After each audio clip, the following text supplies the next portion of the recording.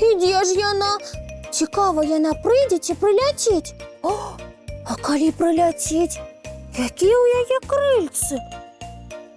О, добрий вечір, дівчинки і хлопчики. Я вирішив вірш скласти сам, без допомоги. Добрий вечір, дівчинки і хлопчики. Салют, Буслік. О, привітання, Рися. Ти прийшла? Вядомо, прийшла. Я ж не птушка, не лятаю. Значить, ти? Гэта яна! Ура! Дочакаўся! Буслік, що з тобою? І чому ти говориш загадками, Рмау? Ти нема ніяких загадок. Я ўсё думаў, як же яна выглядае. Ой. Сябры, ви што-небудзь разумееце? Каго чакаў Буслік і чаму ён так дзіўна зараз размаўляе? Рыся, зараз я табе ўсё растлумачу. Я вырашыў скласці верш. Узяў прыгожы нататнік, ручку, каб верш запісваць. А вось... Гэта я бачу. Можна верш пачытаць? А верша пакуль няма. Не прыдумаўся? Ну, я падзяліўся сваім жаданнем скласці верш стопам. І ён адправіў мяне ў пакойчык, каб я сядзеў і чакаў музу. Каго? Музу! Так Топа сказаў. І што, прыйшла гэтая муза? Прыйшла ты. Топа сказаў, што муза павінна дапамагчы напісаць верш. Як толькі яна прыйдзе, адразу верш напішацца. Мурмаў, вось як. Калі ты, Буслік, лічыш, што я муза, значыць, верш павінен адразу напісацца. Дзе ён, пакажы? Ой, не напісаўся. Значыць, я не муза. Чакай сваю музу далей. Ярыся, а ты не ведаеш, колькі мне так сядзець? Не, ты ж ведаеш, мяне больш фізічнае практыкаванне цікавіць, а не складанне вершаў. Я люблю рухавыя заняткі, а не сядзенне над нататнікам. Рмаў. А ці можна даведацца, як выглядае тая самая муза? Трэба было ў Топы пытацца. Ён жа цябе адправіў музу чакаць. Значыць, ён дакладна ведае, як яна выглядае. Топа заняты. Ён пералічвае запасы цукерак і прасіў яму не перашкаджаць.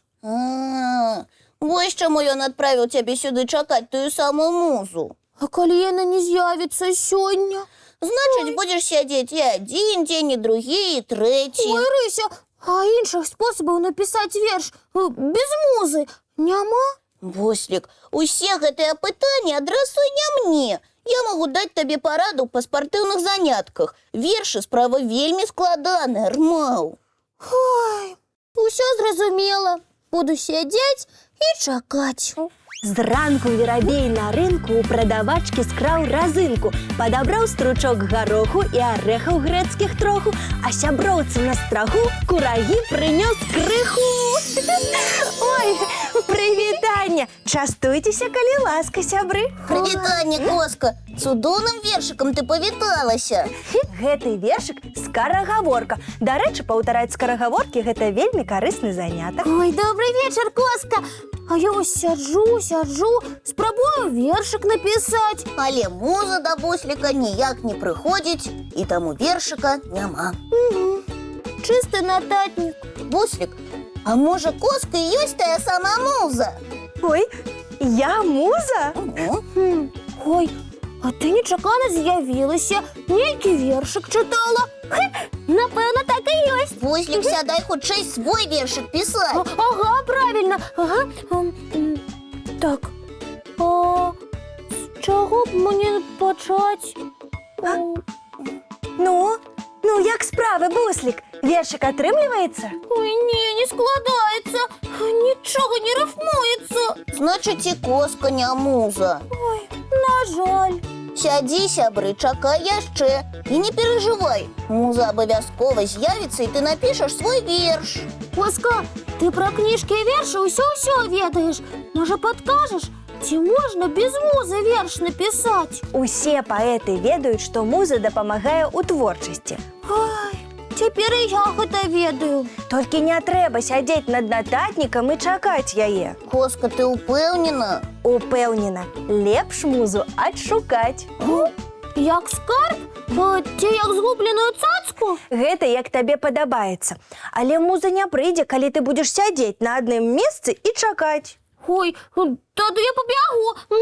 Не абавязкова бегчы, Буслік. Можна пагуляць з сябрамі, разам пачытаць кніжку ці вывучыць скарагаворку. Маў, мы гэтым звычайна і займаемся. Галоўнае ўсё рабіць у цудоўным настроі. Ён можа нам падарыць натхненне. І муза заўсёды прыносіць натхненне. Ой, якое прыгожае слово. Натхненне. Натхненне – гэта цудоўны стан, калі табе хочацца скласці верш, патанцаваць ці напісаць карціну. І ўсё лёгка атрымліваецца, быццам само. І не трэба спецыяльна сядзець і чакаць музу. Прыемны настрой і добрае ўражанне самі падораць мне натхнення.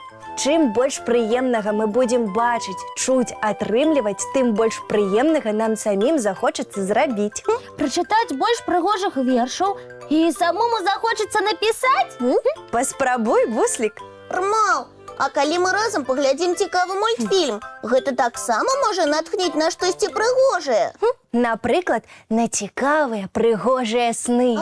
Давайце паглядзім. Ой, а можна сёння 2 мультфільмы паглядзець? Ой, давайте. Я придумаў вершик. Ён будзе пра сяброў. Зараз хутенька запішу. Ой, такія прыгожыя рыфмы прыдумаліся. Буслік, толькі хутенька запісвай, бо зараз час рыхтавацца да сну. Бяжым чысціць зубкі, мыць тварыкі, а потым адпраўляемся ў ложачкі на мяккія падушачкі пад цёплыя коўдрачкі. Рмаў. Ой, цікавых сноў. Дабранач, дзяўчынкі і хлопчыкі.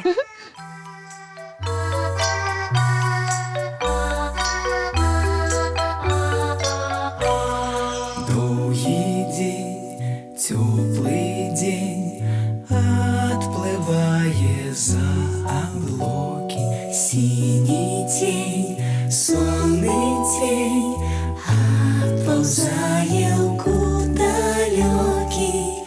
Збеглі зайкі ўсе ў лясы, змоўклі птушак галасы. І буслы ў гняздо схавалі свае доўгія носы. Баю-бай, баю-бай, вачаняты закрывай.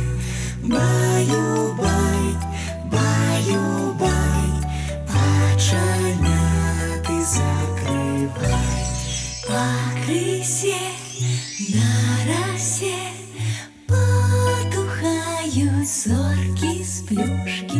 Гулі ўсе, казкі ўсе, пахаваныя пад падушкі. Спяць і мышкі і стрыжы, спяць машыны ў гаражы. Ты таксама каля мамы ціха-ціхенька ляжы. Баю-бай, баю-бай, вачаняты закрывай. Баю-бай, баю-бай, разам з намі засынай. Баю-бай, баю-бай, разам з намі засынай.